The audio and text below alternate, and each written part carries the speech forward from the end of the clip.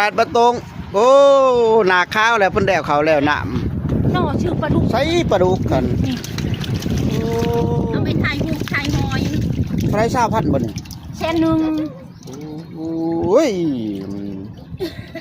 แค่นี้เส้นหนึ่ง เอาไม่เอาชอย คือว่า50 พัน คอยชิบุกไห้นี่ปลาโค โอ้ปอกโค ปลาโคนี่60 ตัวนี้50บ่ได้บ่ โอ้ยตะโค โอ้ยคือเลยเบิดปลา เขาขึ้นเดียดทุกคนโลด ปลาคือละปลากัดอันเลยพมันเลยถ่ายหูป นะ ชื่อได้เลยเป็ดชิดคือชิลุกไห้ปลาดุก ชิปนะโอ้หอยขวาเลยนี่เนาะหอยขวานี่ก็ ป้า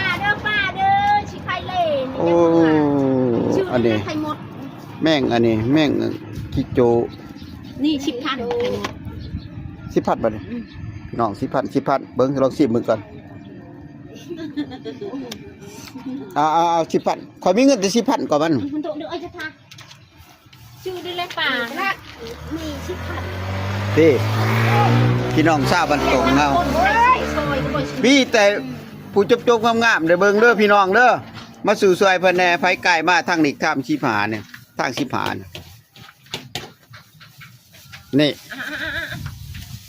เลยพมันถ่ายหูปไอ้น้อยเดี๋ยวทุกคนบอกว่ากินยาช่วยนี่